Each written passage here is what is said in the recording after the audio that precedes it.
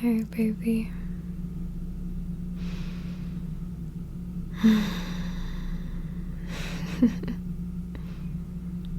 You know, you really should go to bed. Yeah, you have a long day tomorrow. I know it sucks, but yeah, the least you can do is try and get some good sleep.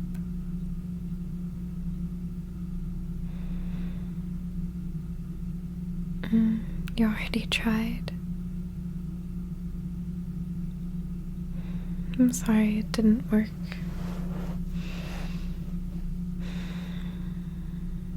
Maybe I can help a little bit. I mean, I don't know what I can do, but I can try. We're not losing anything.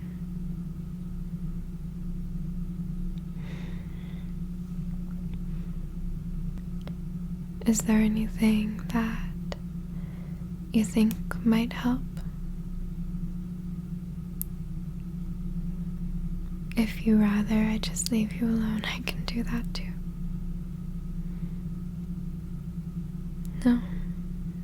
Okay.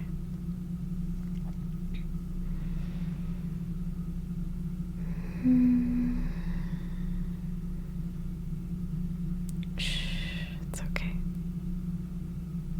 Shh, you're not a bother, okay?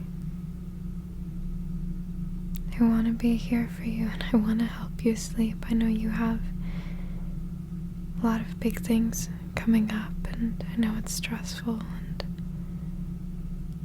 sometimes that makes you worry, and then when you start worrying then you can't stop and it gets hard to sleep, and then the less sleep you get the more you worry, and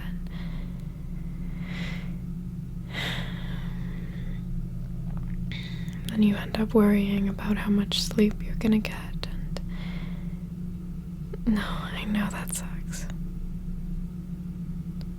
Yeah, but it'll be okay. I don't want you to think about the time or about the things you have to do yet. We can think about that later. I want you to just focus on me for now, okay? Yeah, I'm the only thing that matters right now.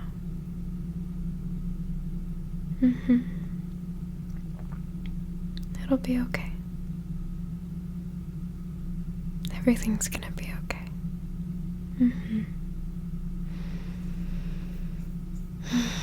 Maybe I can read you a bedtime story. Yeah. You'd like that? Any requests?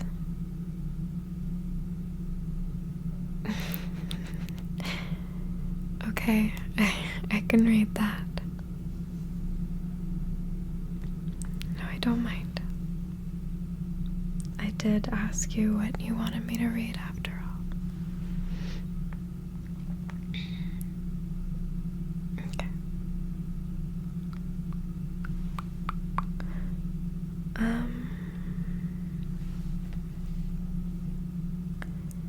Okay, so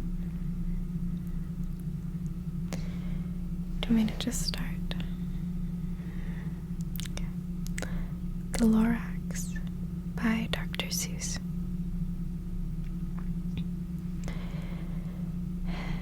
At the far end of town, where the grickle grass grows, and the wind smells slow and sour when it blows, and no birds ever sing excepting old crows, is the street of the lifted Lorax. And deep in the grickle grass, some people say, if you look deep enough, you can still see today where the Lorax once stood, just as long as it could, before somebody lifted the Lorax away. What was the Lorax, and why was it there? And why was it lifted and taken somewhere? From the far end of town where the grickle grass grows. The old Onceler still lives there. Ask him, he knows. I'm sorry if I read badly. I'm trying my best. You won't see the Onceler. Don't knock at his door. He stays in this lurkum, cold under the roof, where he makes his own clothes out of muffered moof. And on special dank midnights in August, he peeks out of the shutters, and sometimes he speaks and tells how the Lorax was lifted away. He'll tell you, perhaps, if you're willing to pay.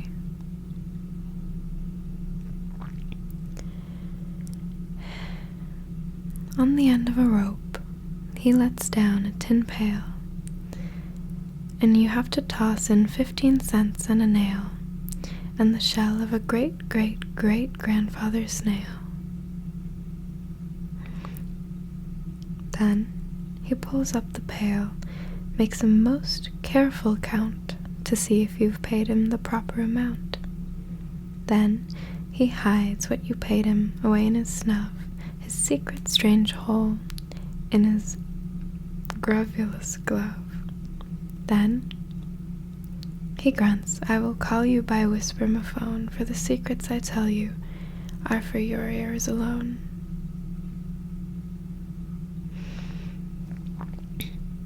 Slop. I don't know what that noise is supposed to be. Oh, never mind. Down slops the whisper-mophone to your ear, and the old Onceler whispers are not very clear, since they have to come down through a snurgly hose, and he sounds as if he had smallish bees up in his nose.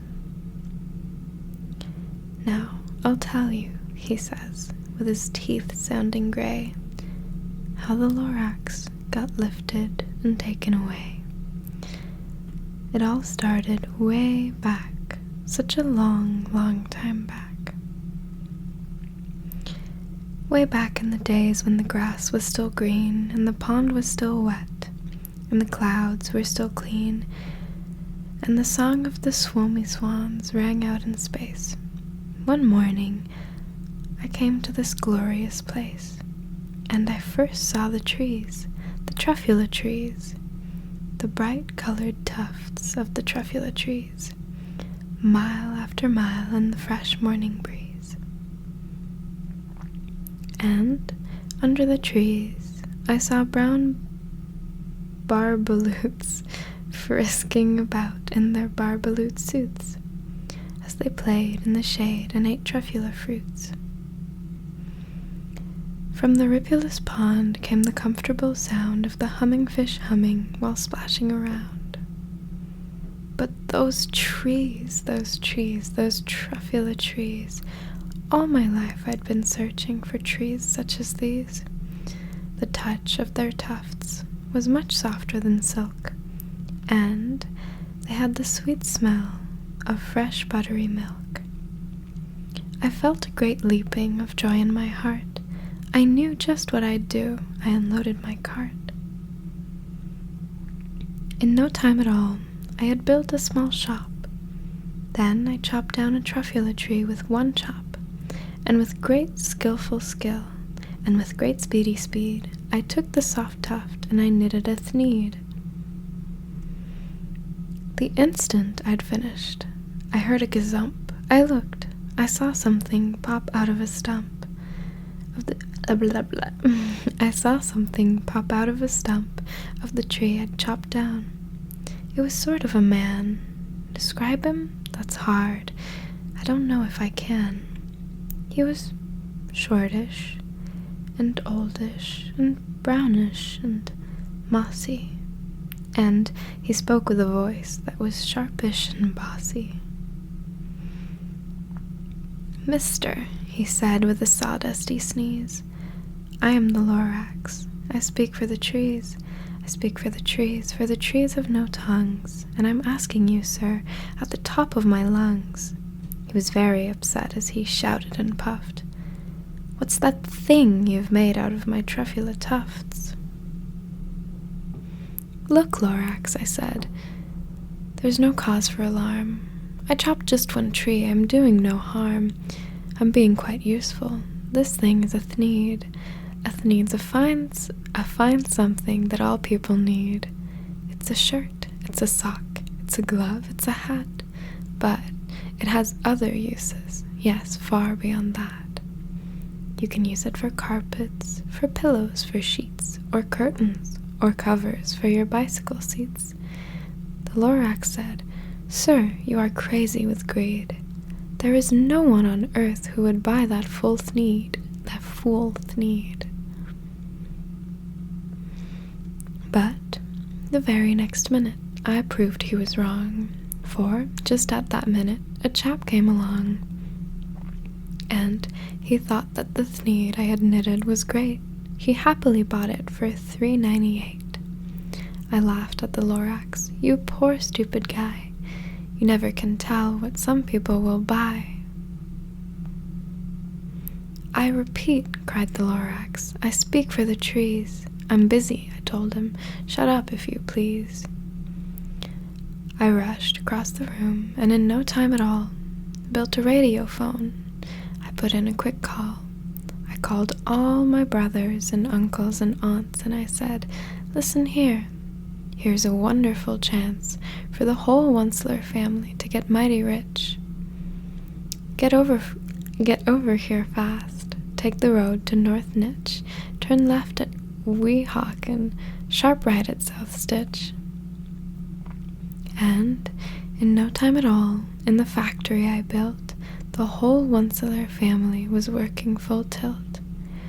We were all knitting thneeds, just as busy as bees, to the sound of the chopping of Truffula trees. I'm so sorry. Then, oh baby, oh, how my business did grow. Now, chopping one tree at a time was too slow. So, I quickly invented my super axe hacker, which whacked off 4 Truffula trees at one smacker. We were making thneeds 4 times as fast as before. And that Lorax, he didn't show up anymore. But the next week he knocked on my new office door. He snapped, I'm the Lorax who speaks for the trees, which you seem to be chopping as fast as you please. But I'm also in charge of the brown barbaloots, who played in the shade in their barbaloot suits, and happily lived eating Truffula fruits. Now, thanks to your hacking my trees to the ground, there's not enough Truffula fruit to go around, and my poor barbaloots are all getting the crummies because they have gas and no food in their tummies. They loved living here, but I can't let them stay.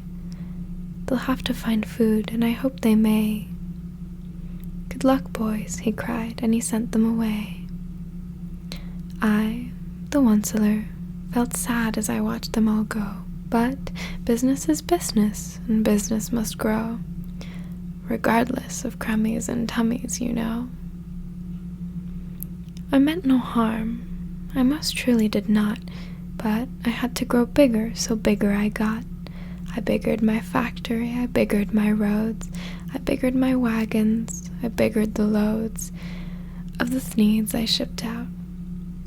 I was shipping them forth, to the south, to the east, to the west, to the north. I went right on biggering, selling more thneeds, and I biggered my money, which everyone needs.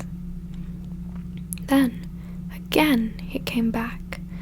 I was fixing some pipes when that old nuisance Lorax came back with more gripes. I am the Lorax, he coughed and whiffed, he sneezed and he snuffled. He snargled, he sniffed. Onceler, he cried with a crufulous croak. Onceler, you're making such smogulous smoke. my poor swoomy swans, why, they can't sing a note. No one can sing who has smog in his throat. And so, said the Lorax, please pardon my cough, they cannot live here, so I'm sending them off. Where will they go? I don't hopefully know. They may have to fly for a month or a year to escape the smog you've smogged up around here. What's more, snapped the Lorax, his dander was up, let me say a few words about Gluppity-Glup. Your machinery chugs on day and night without stop, making Gluppity-Glup. Also Schloppity-Schlop. And what do you do with this leftover goo? I'll show you, you dirty old Onceler man, you.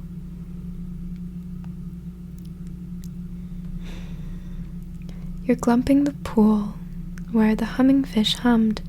No more can they hum, for their gills are all gummed. So I'm sending them off. Oh, their future is dreary. They'll walk on their fins and get woefully weary in search of some water that isn't so smeary. And then I got mad. I got terribly mad. I yelled at the Lorax. Now, listen here, Dad. All you do is yap yap and say bad, bad, bad. Well, I have my rights, sir, and I'm telling you, I intend to go on doing just what I do. And, for your information, you Lorax, I'm figuring on biggering, and biggering and biggering and biggering, turning more. My mouth, it's not working great. Turning more Truffula trees into thneeds, which everyone needs. And at that very moment, we heard a loud whack. From outside in the fields came a sickening smack of an axe on a tree. Then we heard the tree fall, the very last Truffula tree of them all. No more trees, no more thneeds, no more work to be done, so in no time my uncles and aunts, everyone all waved me goodbye. They jumped into my cars and drove away under the smoke-smuggered stars. Now, all that was left neath the bad-smelling sky was my empty factory, the Lorax and I. The Lorax said nothing, just gave me a glance. Just gave me a very sad, sad backward glance as he lifted himself by the seat of his pants, and I'll never forget the grim look on his face when he hoisted himself and took leave of his place, through a hole in the smog without leaving a trace. And all that the Lorax left here in this mess was a small pile of rocks with one word, unless. Whatever that meant, well, I just couldn't guess. That was long, long ago. But each day since that day, I've sat here and worried away. Through the years, while my buildings have fallen apart, I've worried about it, with all of my heart. But now, says the Onceler, now that you're here, the word of the Lorax seems perfectly clear, unless someone like you cares a whole awful lot. Nothing is going to get better, it's not. So, catch, calls the Onceler. He lets something fall. It's a Truffula seed. It's the last one of all. You're in charge of the last of the Truffula seeds, and Truffula trees are what everyone needs. Plant a new Truffula, treat it with care, give it clean water, and feed it fresh air. Grow a forest, protect it from axes that hack, then the Lorax and all of his friends may come back.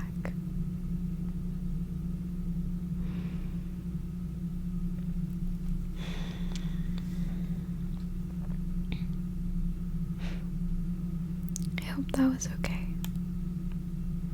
I'm sorry that apparently my mouth is tired and reading is hard. hard, but I love you. It's okay. You can fall asleep.